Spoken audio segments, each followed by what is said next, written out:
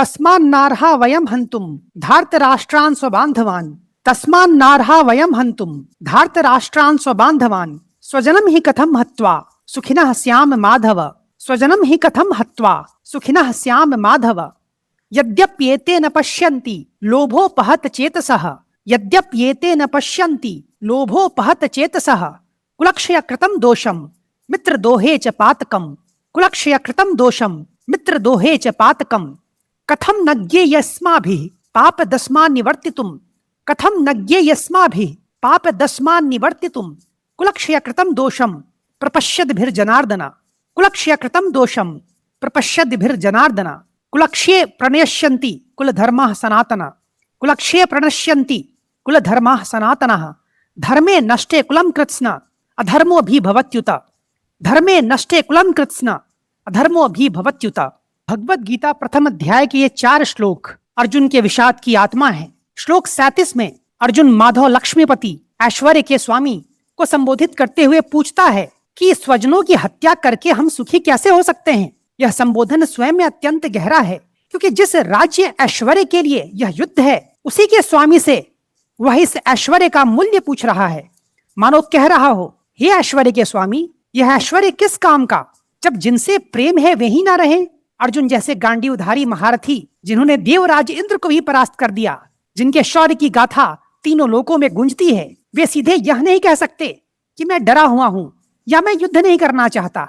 यह उनके क्षत्रिय अभिमान और वीर धर्म को कदापि स्वीकार्य नहीं। तब भीतर का मोह एक अत्यंत चतुर मार्ग चुनता है और स्नेह की भाषा ओढ़ लेता है।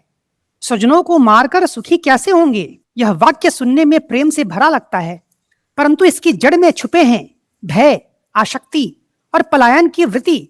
इसे ऐसे समझे जैसे कोई परीक्षा में घबराया हुआ विद्यार्थी कहे कि मेरी प्रियजन की तबीयत ठीक नहीं है, इसलिए परीक्षा देने नहीं जा सकता। अब प्रियजन की चिंता सच्ची भी हो सकती है, परंतु परीक्षा का भय उससे कहीं बड़ा है, और वही भय स्नेह की आड़ ले रहा है। अर्जुन के साथ ठीक यही हो रहा है। भाव सच्चा है, परंतु उसकी आड़ में मोह छुपा है, और यही मोह की वह पहली चीख है जो स्नेह का वस्त्र पहनकर आई है। श्लोक 38 में अर्जुन एक कदम और आगे बढ़ता है और अब दुर्योधन तथा उनके साथियों को लोभोपहत चेतसः कहता है, अर्थात जिनकी चेतना लोभ ने भीतर से आहत और अंधी कर दी है। वे कुलनाश के दोष को और मित्रद्रोह के पाप को नहीं देख पाते। यहाँ एक महत्वपूर्ण साहित्यिक तथ्य ध्यान देने योग्य है। यह श्लोक व्याकरण की दृष्टि से अपूर्ण है, वाक्य बीच में ही रुक जाता है। यद्यपि एक ऐसा शब्द है जिसके पीछे तथापि आना व्याकरण की अनिवार्यता है, जैसे यद्यपि वर्षा हो रही है, तथापि हम जाएंगे, परंतु अर्जुन यहाँ केवल यद्यपि कहकर रुक जाता है। यह अधूरापन आकस्मिक नहीं है। महर्षि वेदव्यास ने यह शिल्प जानबूझकर रचा ताकि श्रोता का मन अगले श्लोक की ओर स्वतः खींचे। दोनों श्लोक एक अविभाज्य विचार सूत्र बन जाए, और साथ ही यह भी स्पष्ट हो कि अर्जुन यहाँ एक तुलना स्थापित कर रहा है। दुर्योधन और उसके साथी अंधे हैं, परंतु हम नहीं। श्लोक 39 में वह तथापि का भाव आता है, शब्द में नहीं, अर्थ में। जब अर्जुन कहता है हे जनार्दन, अर्थात लोक रक्षक कहकर पूछता है, कथम नज्ञे अस्माभिः, हमें क्यों नहीं जानना चाहिए। अर्थात जब हम कुलनाश का दोष स्पष्ट देख रहे हैं तो हमें क्यों नहीं समझना चाहिए कि इस पाप से हटना ही उचित है। वह वास्तव में कह रहा है, यद्यपि दुर्योधन अंधा है तथापि हम तो देख रहे हैं, इसलिए हमें इस पाप से रुकना चाहिए। वेद व्यास ने तथापि शब्द को इस्तेमाल नहीं किया, भाव को जीवित रखा है, और यही उनका अद्वितीय काव्य कौशल है। परंतु यहाँ ध्यान दीजिए, अर्जुन अब ज्ञान का दावा कर रहा है, स्वयं को नैतिक रूप से श्रेष्ठ सिद्ध कर रहा है, और यही उसका सबसे सूक्ष्म और सबसे खतरनाक भ्रम है। शोक में डूबा मन भी तर्क की भाषा बोलता है, विवेक की नहीं। जब आंखें भीतर से आंसुओं में डूबी हो तो बाहर से कितनी भी खुली दिखे, स्पष्ट नहीं देख सकती। मोह ने यहाँ अपना दूसरा मुखौटा पहन लिया है, पहले स्नेह का और अब विवेक और नैतिकता का। श्लोक 40 में यह विषाद अपने पूर्ण विस्तार और चरम पर पहुंचता है, जहां अर्जुन कहता है कि कुल धर्मः सनातनः, पीढ़ियों से चले आ रहे सनातन कुल संस्कार नष्ट होंगे, धर्म नष्ट होगा, और तब अधर्मः अभिभवति, अधर्म पूरे कुल पर छा जाएगा।